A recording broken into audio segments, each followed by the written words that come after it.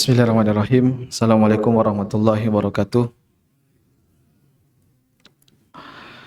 Innal hamdalillah nahmaduhu wa nasta'inu wa nastaghfiruhu wa nastahdihi wa na'udzu billahi min shururi anfusina wa min sayyiati a'malina. Man yahdihillahu fala mudilla lahu wa man yudlil fala hadiya lahu. Asyhadu an la ilaha illallah wahdahu la syarika lahu wa asyhadu anna Muhammadan abduhu wa rasuluh.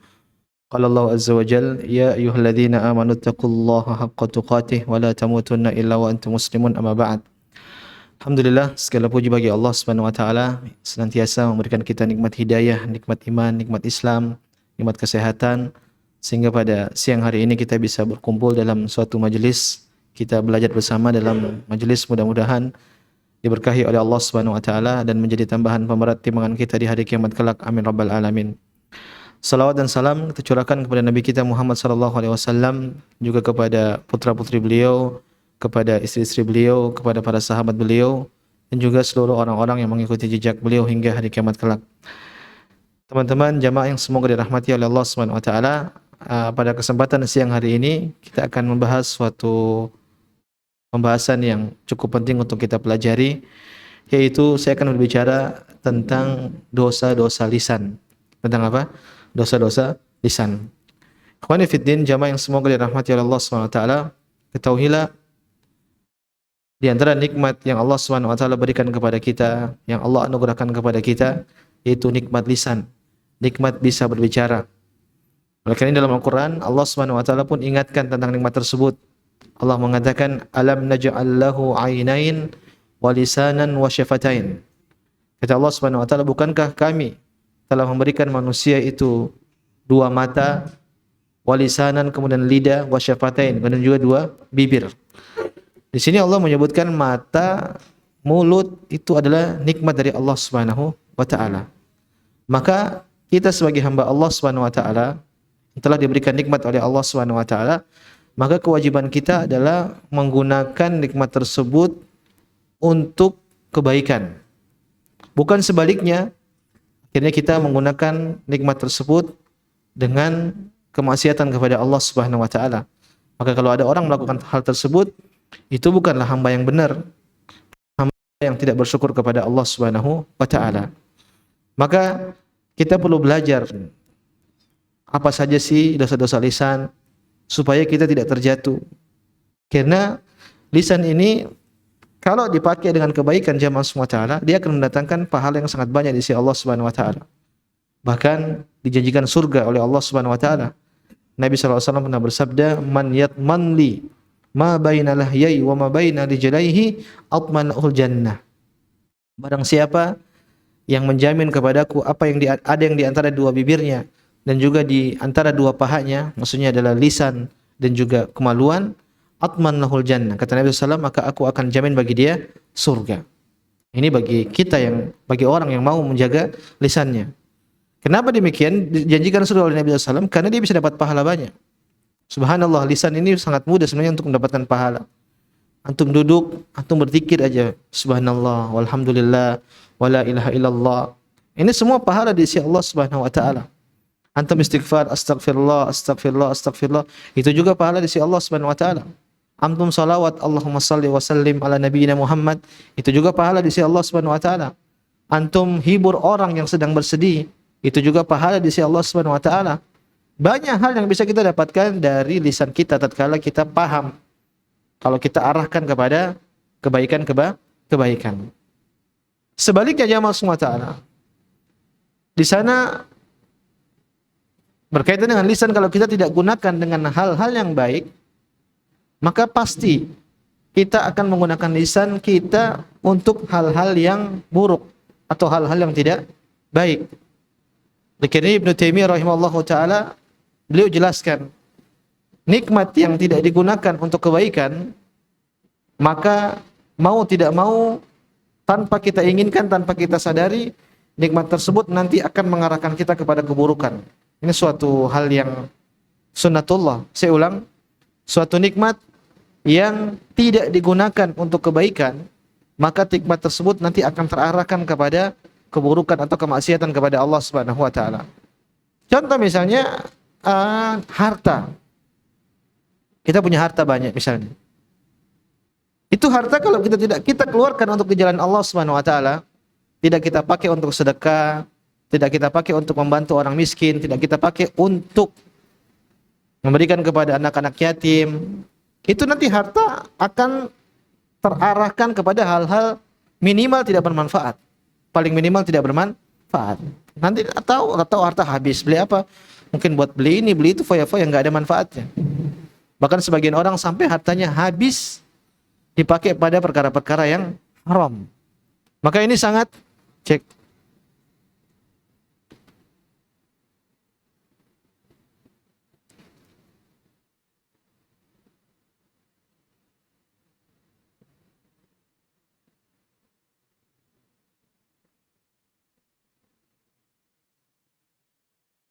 Cek.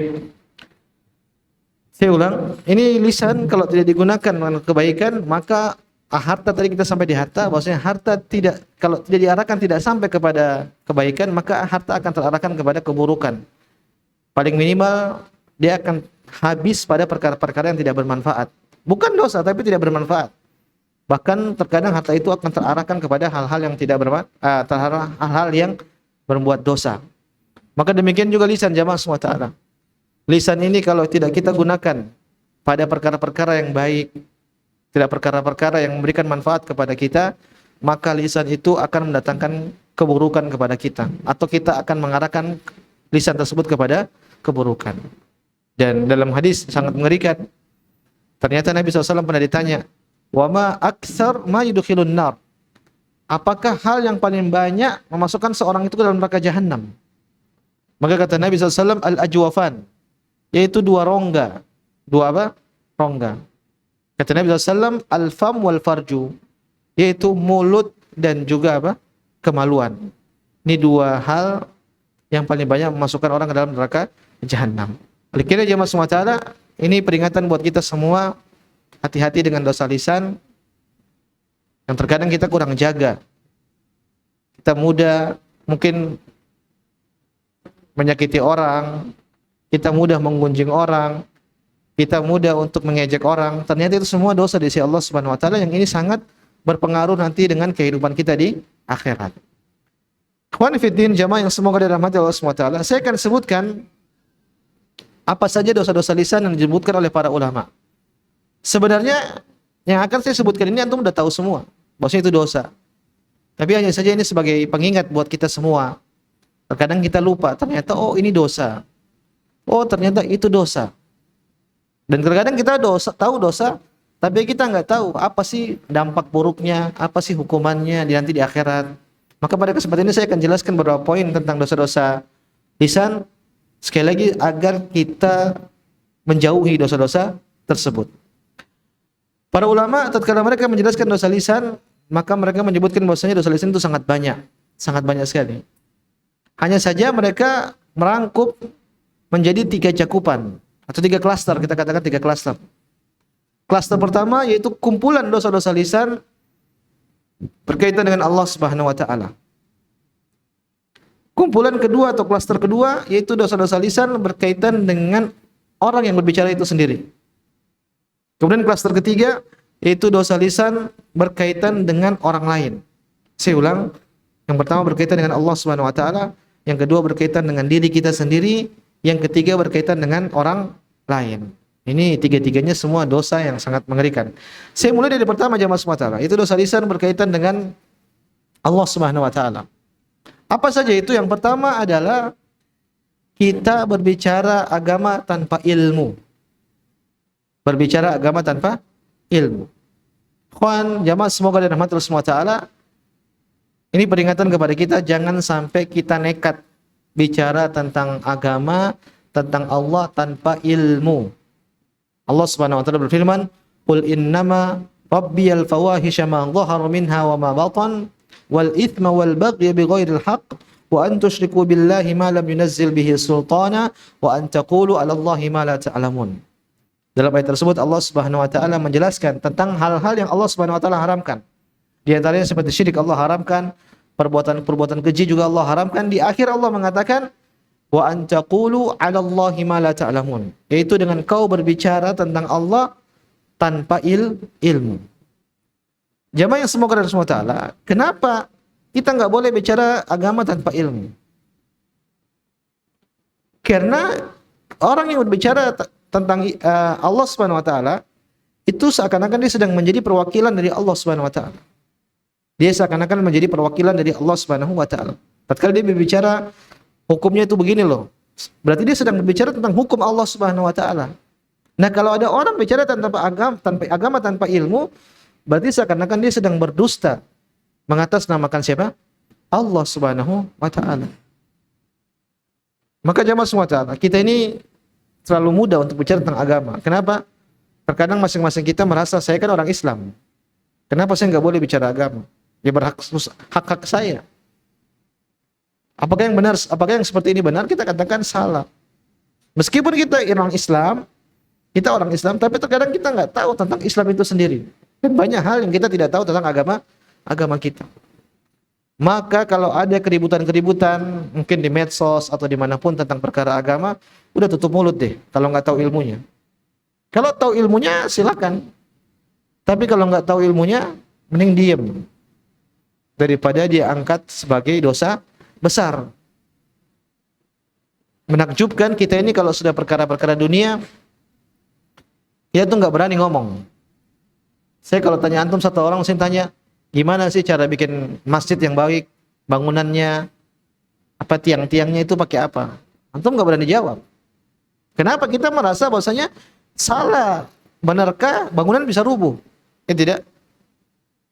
Misalnya ada orang tiba-tiba kejang-kejang. Ini diapain ini? Kita sebenarnya nggak berani juga. Kenapa? Kasih obat, salah obat bisa mati. Tapi kalau sudah urusan agama, yang menakjubkan semua orang mau berbicara.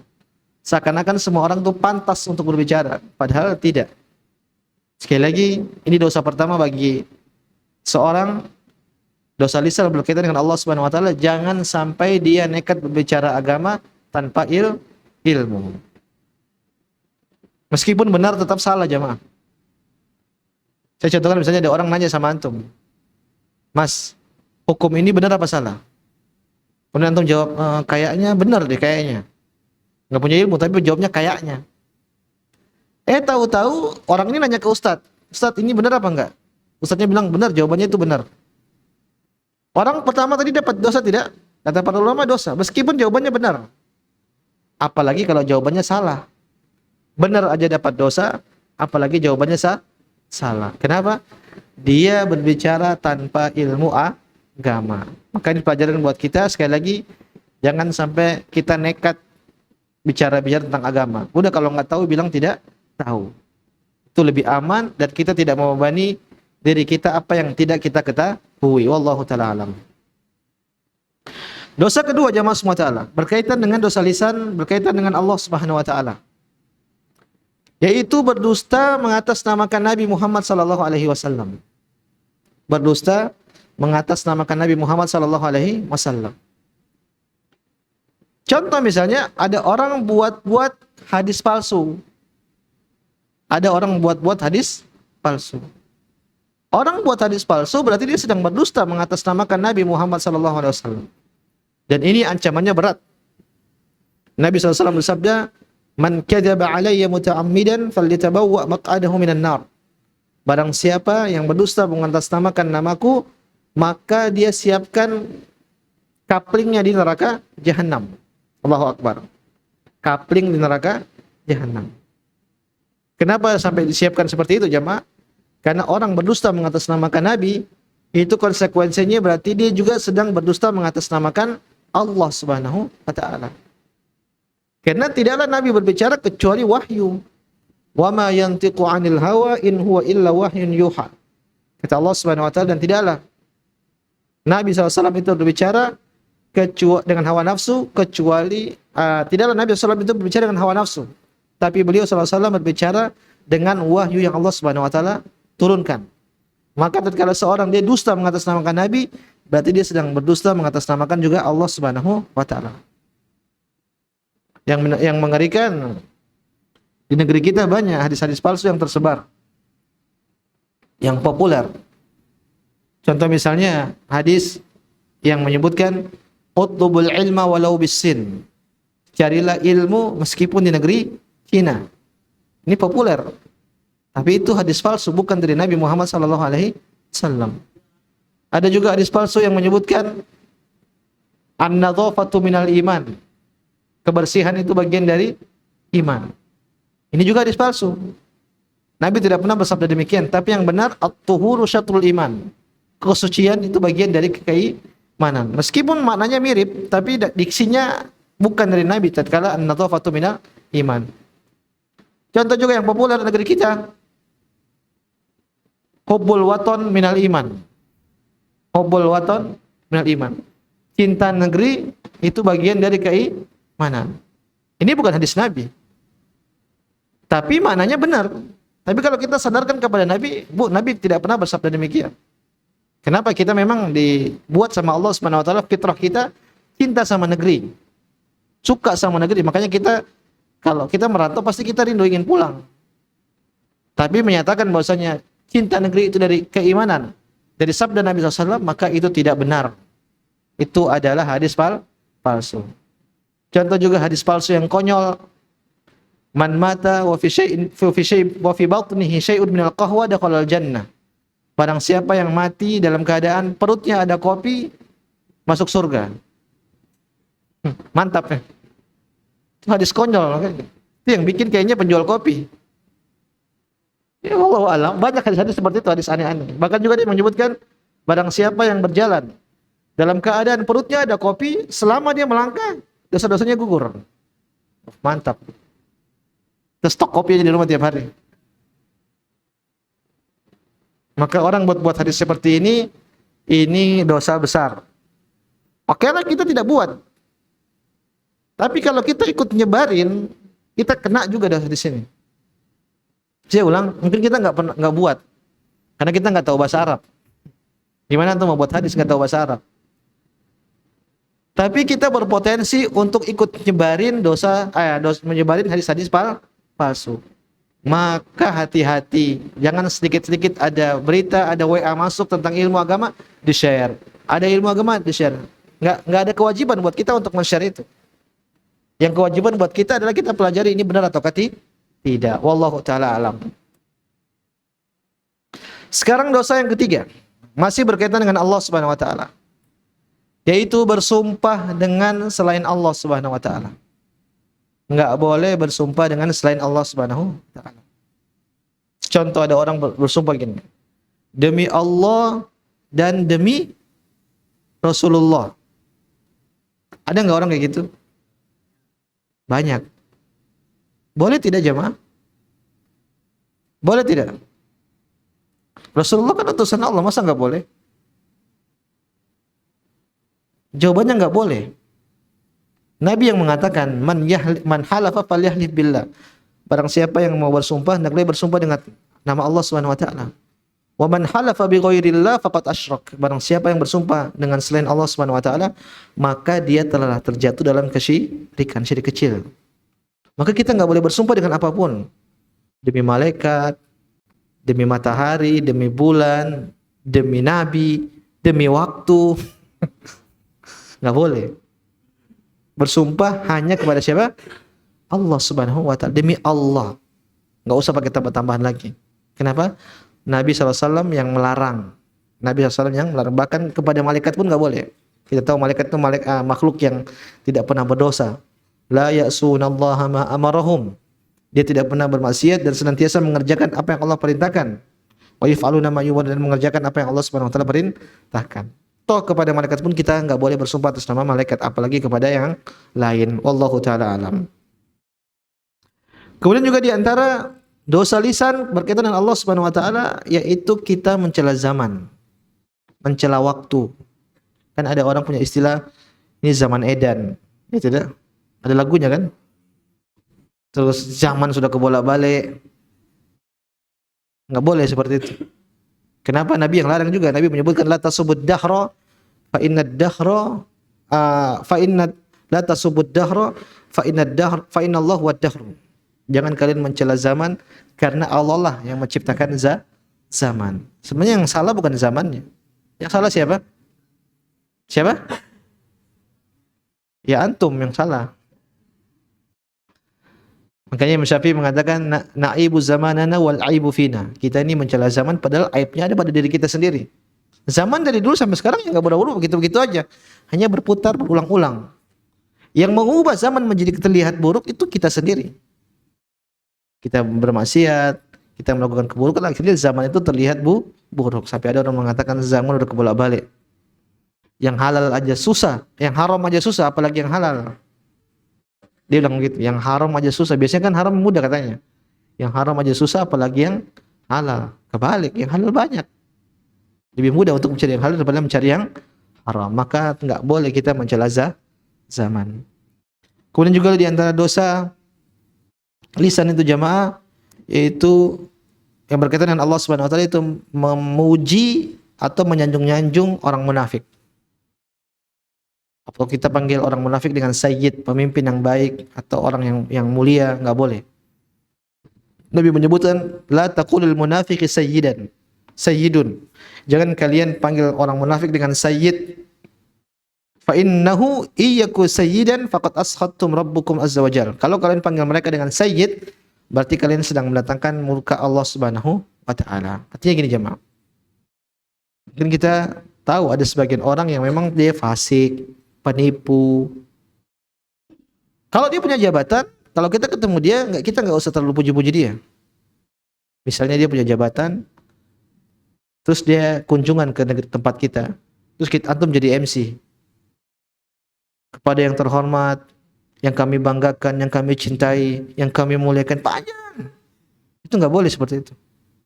Sedangkan kita tahu dia ini orang apa? Fasik. Apalagi tukang nyolong mungkin. Apalagi tukang, pokoknya munafik lah. Kita nggak boleh berlebihan seperti itu. Cukup kita katakan kepada yang kami hormati, sudah cukup. Nggak usah yang kami cintai, kami sayangi, yang kami banggakan. Itu bohong sama orang jemaah. Kok bisa antum muji orang-orang seperti itu? Dan biasanya yang melakukan itu siapa? Siapa jemaah? Penjilat. Apa? Penjilat. Mereka pengen dapat sesuatu sehingga mau apapun kondisinya, mau munafik, mau fasik, dipuji puji, hati-hati. Kemudian di antara dosa lisan berkaitan dengan Allah Subhanahu wa taala, contohnya misalnya kita mengatakan karena Allah dan kehendakmu. Karena kehendak Allah dan kehendakmu. Saya kasih contoh misalnya teman-teman, misalnya ada orang naik motor mau dibegal. Naik motor, tahu-tahu ada begal ngikut. Tatkala si begal ini mau eksekusi, tiba-tiba ada polisi. Terus polisi nyelamatin antum, nyelamatin orang yang dibegal. Maka orang ini saking senangnya, akhirnya dia cerita ke teman-temannya, dia mengatakan, aduh, untung karena Allah dan karena polisi, akhirnya saya selamat. Karena Allah dan polisi, akhirnya saya selamat. Ini boleh tidak seperti ini? Kenapa nggak boleh? Karena Allah dan karena polisi saya selamat. Kan benar polisi yang nyelamatin. Kenapa nggak boleh? Karena itu sedang menyamakan Allah dan Pak polisi. Yang benar karena Allah kemudian. Pakai apa? Kemudian. Karena Allah kemudian Pak polisi. Tapi kalau kita bilang dan, maka itu tidak boleh. Maksudnya Islam ini ketat. Artinya ucapan-ucapan juga ternyata bisa bernilai dosa di sisi Allah Subhanahu wa taala. Tapi kalau benar, maka akan mendatangkan pahala di sisi Allah Subhanahu wa taala yang sangat banyak. Wallahu taala alam. Jamaah yang semoga dirahmati Allah Subhanahu wa taala, sekarang saya masuk pada dosa lisan klaster kedua. Yaitu berkaitan dengan orang lain atau berkaitan dengan diri sendiri dulu. Berkaitan dengan diri sendiri. Di antara dosa lisan yang pertama berkaitan dengan diri sendiri, yaitu kita beramar ma'ruf nahi mungkar tapi kita nggak ngerjain. Kita beramar ma'ruf nahi mungkar tapi kita sendiri tidak ngerjain. Contoh misalnya antum sering update status tentang puasa Senin Kemis, tapi antum sendiri nggak ngerjain. Antum melarang orang melakukan sesuatu, kamu nggak boleh begini, kamu nggak boleh ini. Taunya dia ngerjain perbuatan tersebut. Maka ini dosa aja Pak. Dalam sebuah hadis disebutkan bahwasanya ada seorang di pada hari kiamat, tadi dia masuk dalam neraka jahanam, kemudian tiba-tiba isi perutnya semua keluar. Akhirnya dia jalan-jalan dengan bawa isi perutnya. Maka para penghuni neraka pun akhirnya mereka semua melihat. Kemudian para penghuni neraka menyatakan, fulan ma sya'nuk? Wahai fulan, kau kenapa? Alasta kunta ta'muruna bil ma'ruf wa tanhana 'anil munkar? Bukankah kau ini orang baik? Kau dulu di dunia suka perintahan kita kebaikan, dan di dunia juga kau suka larang kita dari keburukan.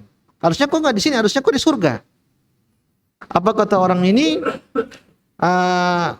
Kuntu amurukum bil ma'ruf wala ati. Dulu iya, saya benar, saya ngarahin kalian kepada kebaikan, tapi saya enggak ngerjain. Kemudian dia mengatakan wa anhaakum 'anil munkari wa ati. Dan saya juga melarang kalian kepada kemungkaran, tapi saya ngerjain kemungkaran tersebut. Maka hati-hati. Nah, di sini kembali peringatan buat diri saya sebenarnya. Saya kan dai, sering menyampaikan kebaikan-kebaikan kepada orang, menjelaskan keburukan-keburukan kepada orang supaya orang jauhi. Kalau saya lakukan keburukan tersebut atau saya tinggalkan apa yang saya perintahkan kepada orang, saya masuk dalam hadis ini. Dan antum juga yang suka share konten, apalagi sampai bikin konten tentang kebaikan, kalau antum tidak ngerjain konten antum masuk dalam hadis ini. Yaitu dibalas dengan api neraka Jahannam. Maka hati-hati. Ini menunjukkan bahwasanya kita beramar ma'ruf nahi munkar tanpa kita kerjain itu dosa besar. Kata para ulama, bagikan lilin. Lilin itu kan nerangin orang, tapi dia sendiri kebakar meleleh. Maka jangan sampai seperti lilin. Wallahu ta'ala alam. Dosa yang selanjutnya jamaah semua ta'ala, berkaitan dengan orang lain, yaitu membongkar rahasia ranjang.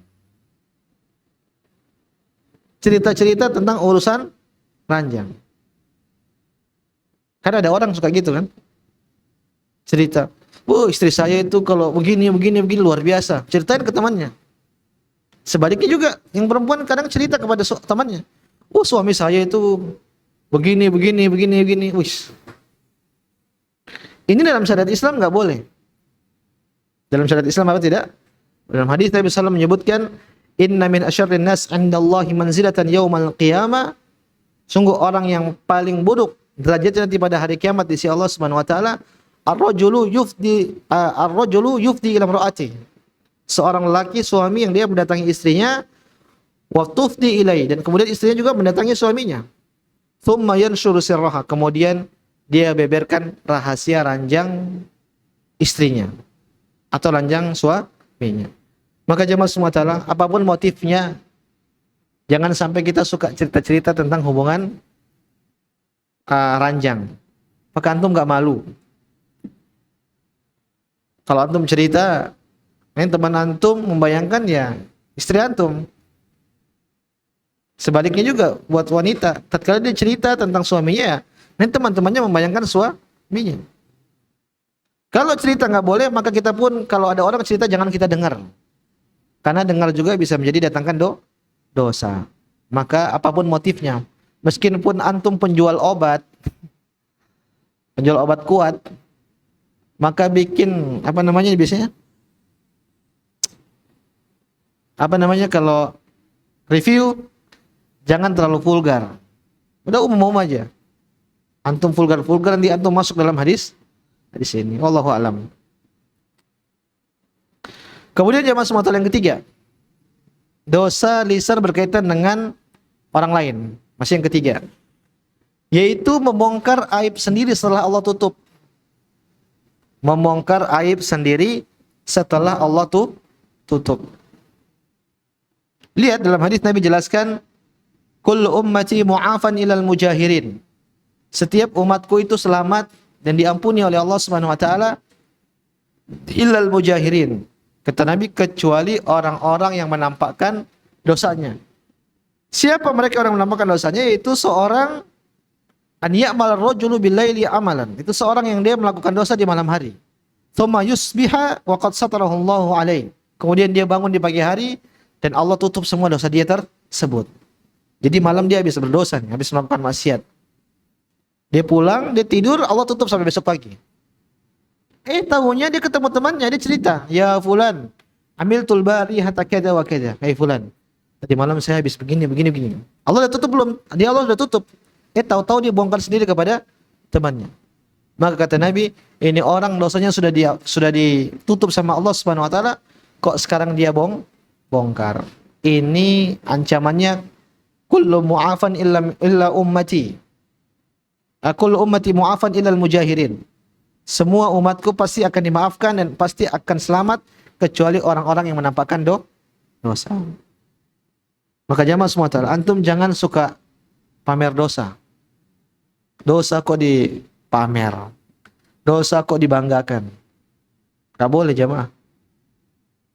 Sangat disayangkan ada sebagian orang yang dia udah hijrah mungkin. Udah hijrah, tapi dia masih bangga sama dosanya. Masih cerita-cerita, dulu tuh perempuan mana sih yang tidak saya pacari? Wish, gaya. Padahal dia udah tobat. Terus mau ngomong lagi, oh dulu tuh minuman mana sih yang saya tidak minum? Wish. Iya minum Aqua, minum Cleo, Le Mineral. Maksudnya, kau udah tobat apa belum sih sebenarnya? Bukankah syarat tobat itu kan harus menyesal? Tapi kok sekarang ente bangga? Ada juga fenomena sekarang, dulu mungkin preman. Dulu. Preman. Ada tatonya. Di sini mungkin tatonya, tato cicak. Ular. Dia tobat. Sudah berhenti dari itu.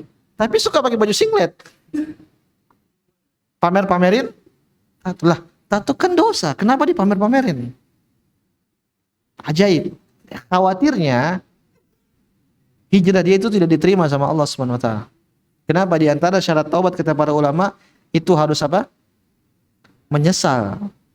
Ini orang enggak menyesal, masih bangga. Ada juga sekarang kisah-kisah tentang hijrah di podcast biasanya.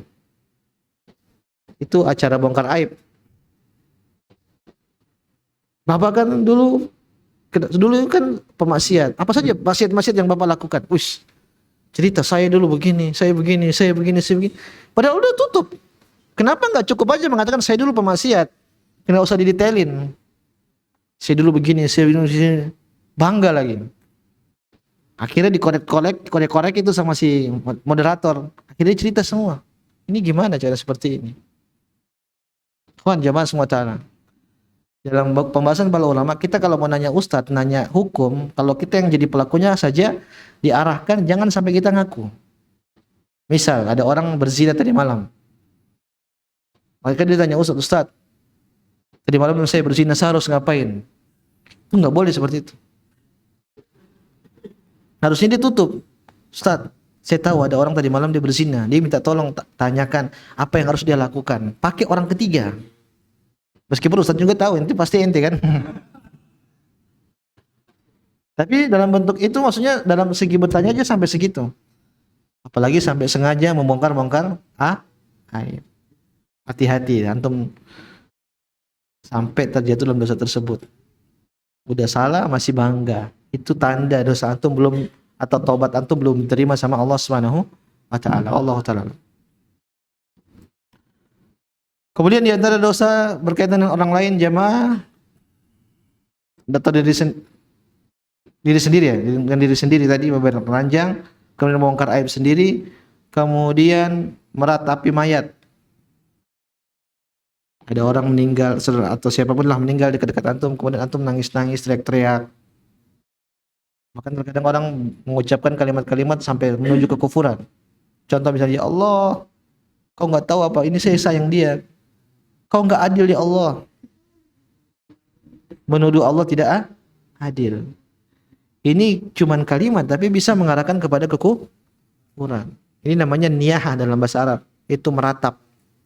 Saya tanya sama antum, kalau ada kita ditinggal saudara meninggal gitu, nangis boleh tidak? Boleh nangis. Nabi aja nangis.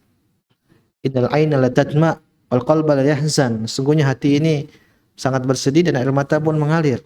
Wa inna bi firaqika ya Ibrahim lamahzunun. Kata Nabi SAW, sungguh terpisah dengan engkau wahai Ibrahim, ini membuat aku sangat sedih. Ibrahim itu anaknya Nabi SAW. Jadi Nabi pernah kehilangan anaknya namanya Ibrahim, dan beliau mengatakan demikian. Saya sedih, mata saya berdinang, dan saya sangat sedih dengan kehilangan dengan anak saya tersebut. Nabi nangis. Berarti kata para ulama nangis itu boleh. Yang nggak boleh itu teriak-teriak meratap-ratap. Nabi menyebutkan laisa minna man latamal hudud wa syaqqal juyub wa da'a bid'awal jahiliyah. Bukan dari golongan kami orang yang mukul-mukul pipinya, wa syaqqal juyub merobek-robek sakunya, wa da'a bid'awal jahiliyah. Kemudian teriak-teriak seperti teriakan atau seruan orang-orang jahiliyah. Maka ini biasanya kepada perempuan biasanya. Makanya hikmah wanita itu sebenarnya kalau dalam pemakaman nggak boleh pergi ikut pemakaman sebenarnya. Kenapa? Wanita dikhawatirkan nanti berbuat niyaha. Kan hati wanita itu agak lembut. Tidak kayak laki-laki. Tapi sekarang kebalik. Banyak hati laki-laki yang lembut. Yang salah siapa? Banyak laki-laki takut perempuan sekarang. Ya.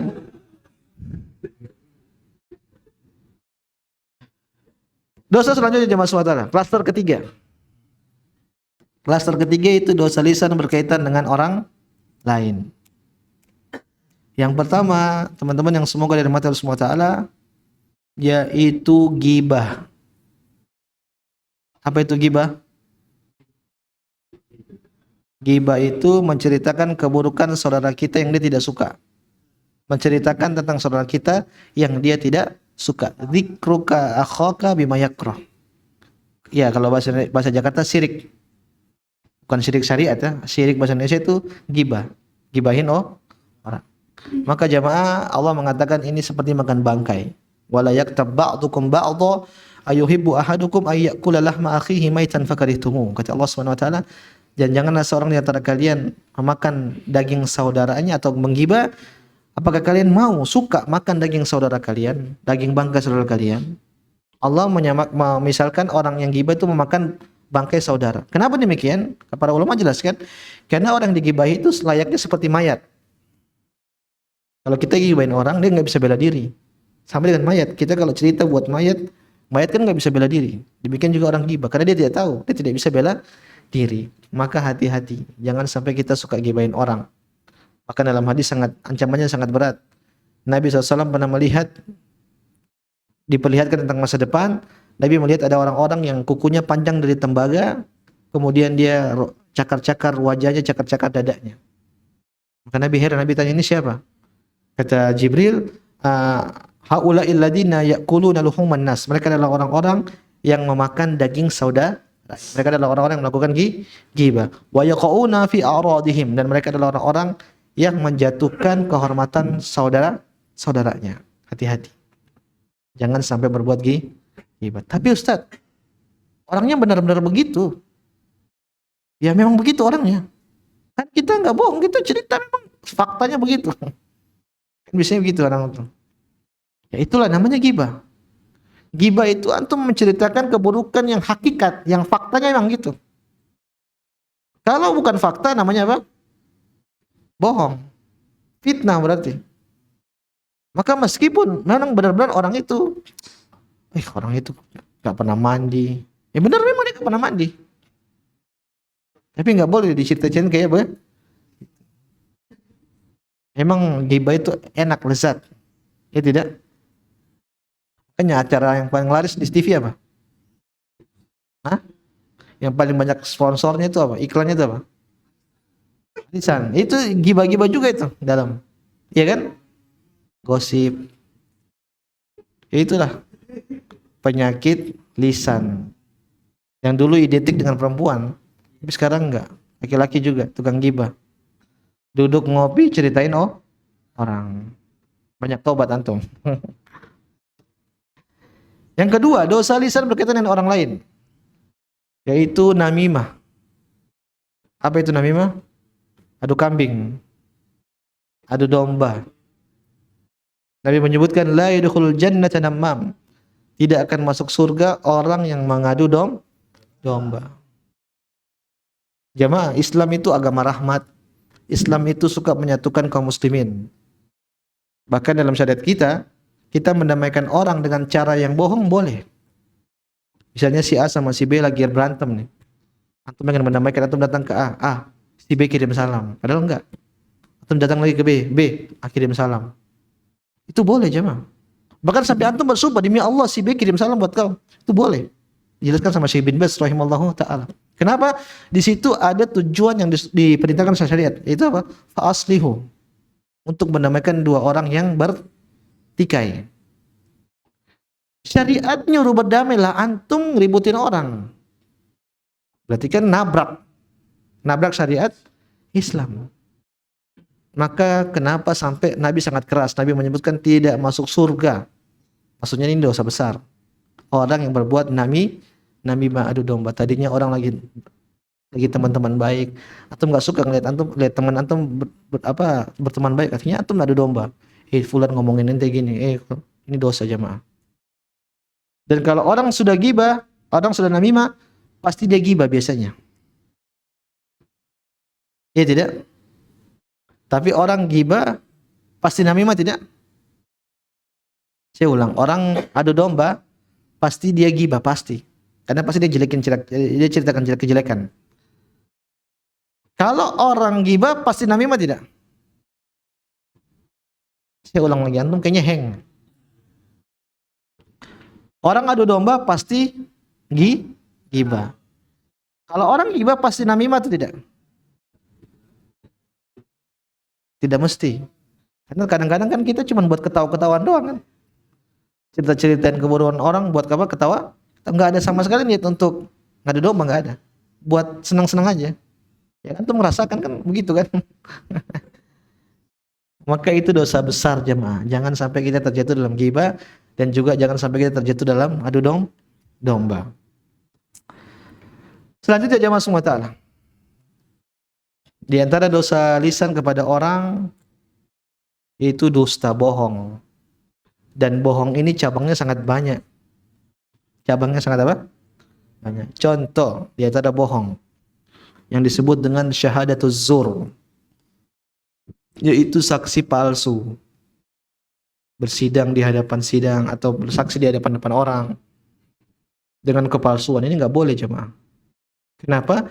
Itu dampaknya nanti besar. Kalau bohong itu bisa mengambil harta orang, bisa bahkan sampai bisa membunuh jiwa orang, ya tidak? Maka kalau asli jangan bilang palsu. Kalau palsu jangan bilang asli. Dosa jemaah. Kalau nggak tahu ya diam aja udah. Jangan sampai bersaksi dengan kepalsuan. Kata Nabi SAW, ala qaula zur, Allah qaula zur wa syahadatuz zur. Hati-hati kalian dengan perkataan dusta dan hati-hati kalian dengan persaksian dusta. Hati-hati. Di antara bentuk dusta jamaah semua ta'ala, yaitu menyebarkan isu dusta. Kalau zaman dulu orang menyebarkan isu dusta itu berat. Dia harus nyewa orang dulu untuk menyebarkan. Karena dulu belum ada medsos. Kalau zaman sekarang menyebarkan isu dusta cepat sekali. Bikin hoax. Tinggal klik, orang pada tahu semua. Ternyata bohong. Saya peringatkan buat ini hadis dosa ini tertuju kepada orang-orang yang biasanya kerja jadi wartawan biasanya. Dia yang liput berita tidak sesuai fakta tapi disebarin. Atau mungkin bisa jadi pembawa acara berita. Maka disuruh atasannya, kau sampaikan ini, padahal dia tahu ini bohong. Tapi atas suruh perintah akhirnya disampaikan. Itu juga dosa. Kenapa?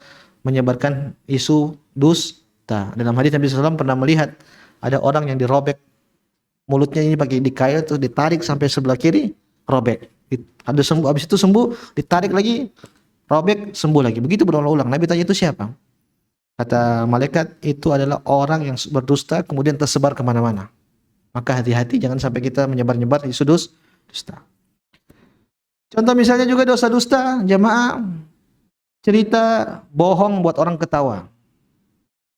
Cerita bohong untuk orang, kalau bahasa kita ngelawak tapi bohong. Stand up. Itu kalau bohong, saya bicara kalau bohong ya. Itu dilarang sama syariat. Nabi menyebutkan, wailun lilladzi yuhaddits fayakdzib liyudhika bihil qaum wailun lahu. Kata Nabi SAW, sungguh celaka seorang yang dia berbicara kemudian didusta. Gunanya untuk apa? Untuk bikin orang senang. orang ketawa. Kan ngelawak itu bikin orang senang, bikin orang ketawa. Kata Nabi, wailun lahu, celaka dia, celaka dia. Nggak boleh kita menyenangkan orang dengan kebohongan. Dalam hadis yang lain Nabi menyebutkan, azaimun fi wasatil jannah. Saya akan menjamin rumah di tengah surga liman tarakal kadhiba wa in kana maziha. Bagi orang yang meninggalkan kedustaan meskipun dalam keadaan bercanda. Maka nggak boleh berdusta dalam bercanda. Kemudian jemaah semua taala, di antara bentuk bohong kepada orang lain itu najas. Najas itu gini jemaah. Misalnya saya jual handphone. Saya punya toko misalnya di suatu ITC misalnya. Terus saya bilang sama teman saya, Fulan, nanti kalau ada orang tawar bilang ini HP bagus ya. Bilang nggak ada lagi di sini, cuman ada yang satu ini aja. Kalau ada pun lebih mahal. Oke, tiba-tiba saya jual, ada orang datang. Pak, ini berapa? Saya bilang 10 juta.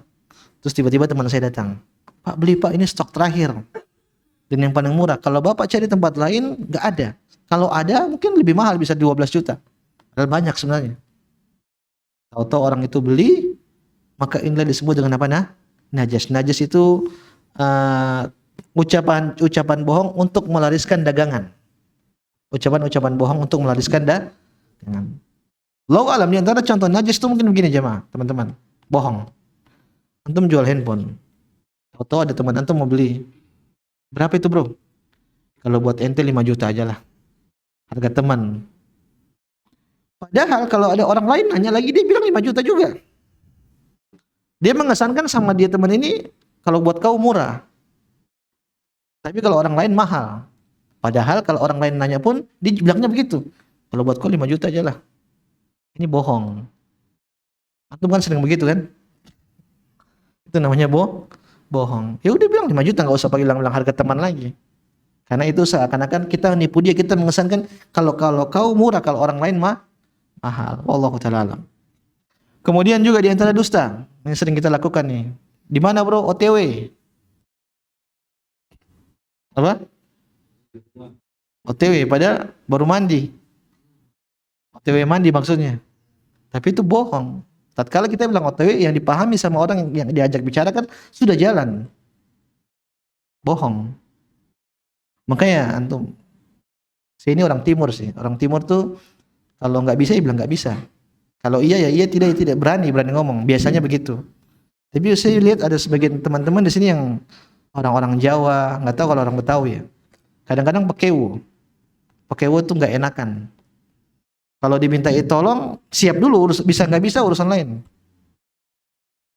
Kadang dia tahu dia nggak bisa. Oke, bro bisa tolong nggak? Nanti hari Ahad saya mau pindah rumah, bisa tolong nggak? Karena dia nggak enak. Oke siap, nanti saya bantu. Padahal dalam hati dia mau pergi, dia nggak bisa bantu. Nanti pas hari H, afwan akhi qadarullah. Ini bohong jamaah. Kalau antum nggak bisa dari awal, bilang sejak awal. Afwan, saya nggak bisa, saya ada urusan gini. Bilang kayak gitu, jangan antum pekewu. Kalau antum pekewu, akhirnya antum batalin di hari H, antum kasihan sama dia. Kasihan, dia lagi butuh antum, tahu-tahu antum nggak ada. Kalau antum bilang nggak bisa sejak awal, dia bisa cari alternatif lain. Dia bisa cari teman yang lain, yang bisa bantu dia. Dan saya lihat orang-orang sini kebanyakan begitu. Nggak enakan. Itu hati-hati. Nggak enakan, niatnya baik justru dapat dosa. Urusannya beda kalau memang kita awalnya memang mau bantu. Tahu-tahu qadarullah ada urusan lain. Nah, itu memang ada uzur. Tapi sejak awal kadang kita nggak bisa. Tapi kita nekat bilang apa? Siap. Siap 86. Tahu-tahu akhir qadarullah. Kayak qadarullah disalahin. Ente yang bikin qadarullah, maksudnya ente yang jadikan itu sebagai alasan dosa jemaah.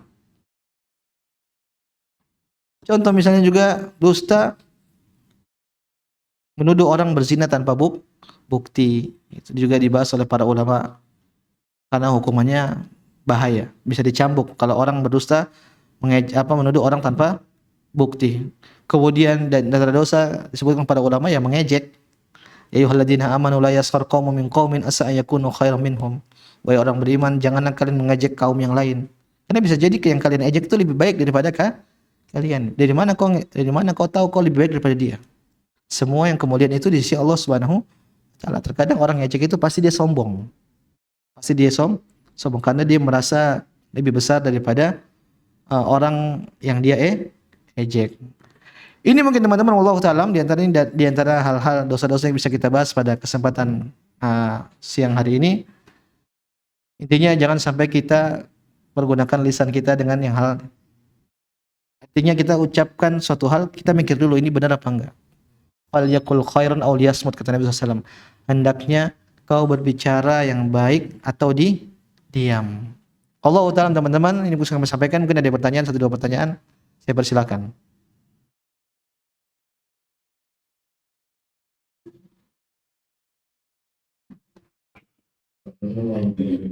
Assalamualaikum warahmatullahi wabarakatuh.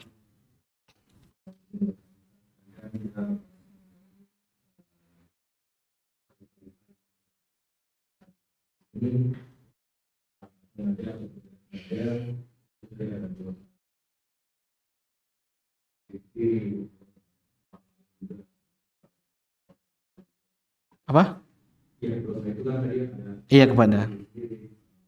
Iya.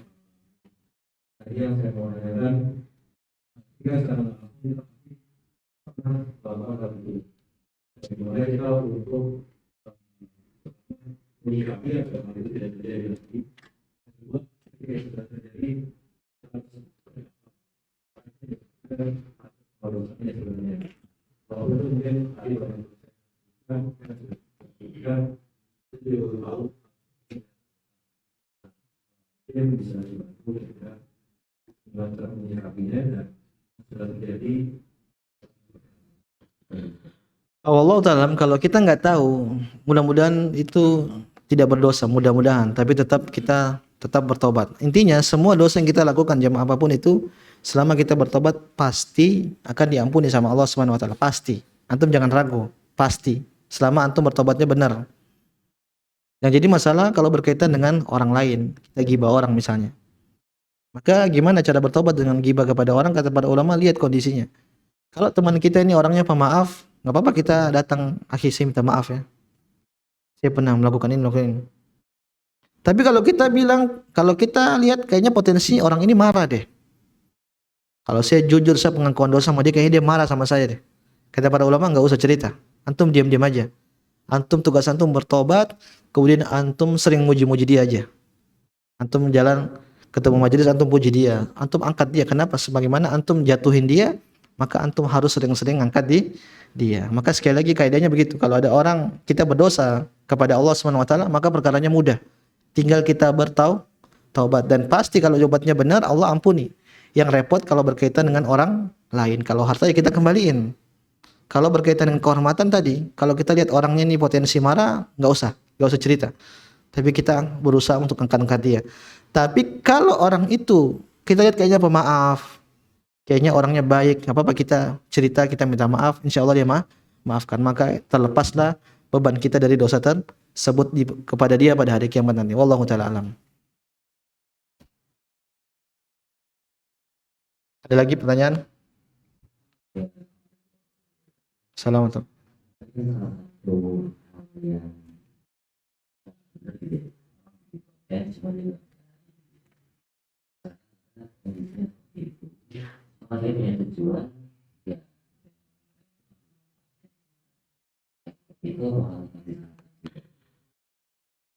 Minimal dia harus kerjain.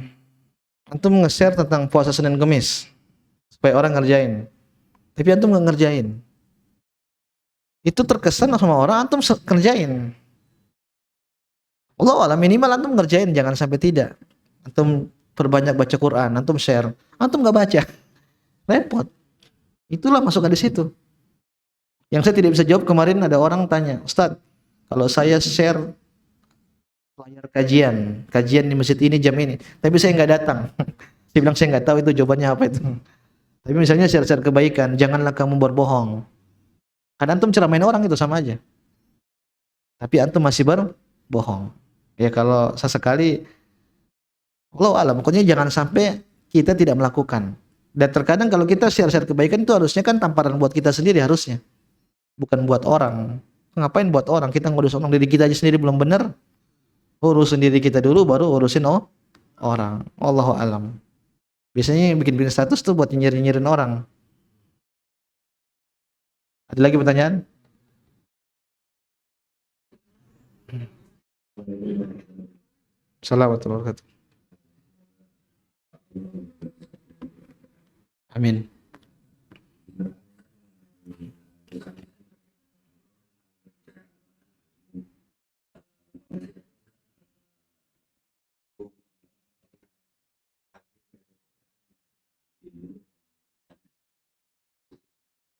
Apa?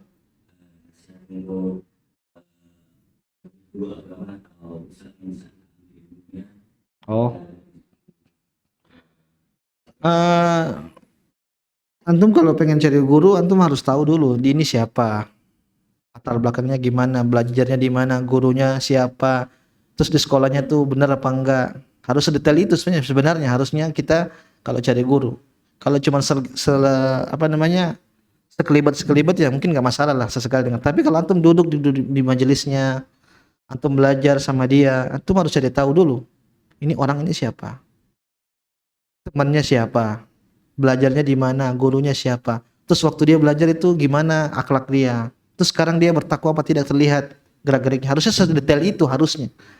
Tapi kondisi seperti itu terkadang sekarang tidak dijalankan sama sebagian orang. Yang penting populer, followersnya banyak, terkenal, rame dipuji orang, akhirnya ngikut-ngikut jadi ikut-ikutan. Maka nasihat buat saya, antum kalau mau belajar agama, cari guru yang benar. Sekarang banyak ustadz abal-abal soalnya. Gampang pakai ChatGPT. Bikin konten ChatGPT rekam, pakai kamera banyak sekarang. Akhirnya jadi ustadz. Ustadz abal. Hati-hati. Makanya jangan asal viral. Yang penting antum tahu dulu ini orang siapa, belajarnya di mana. Minimal dia punya ijazah. Oke? Allahu a'lam.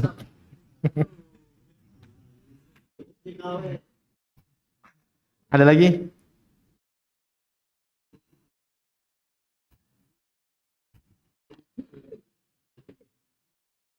Kalau nggak ada jangan dipaksa. Nggak ada ya? Sampai sini dulu teman-teman. Mudah-mudahan. Hah? Tadi nggak mau.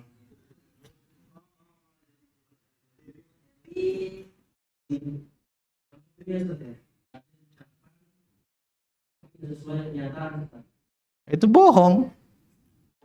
Iya. Ya itu bohong. Kadzab berarti tukang dusta. Udah. Sampai sini dulu teman-teman, mudah-mudahan bermanfaat bagi saya pribadi dan teman sekalian. Kalau ada benarnya tentang dari Allah Subhanahu wa taala, kalau salahnya saya mohon maaf. Subhanakallah wa bihamdika asyhadu an la ilaha illa anta astaghfiruka wa atubu ilaik. Wassalamualaikum warahmatullahi wabarakatuh.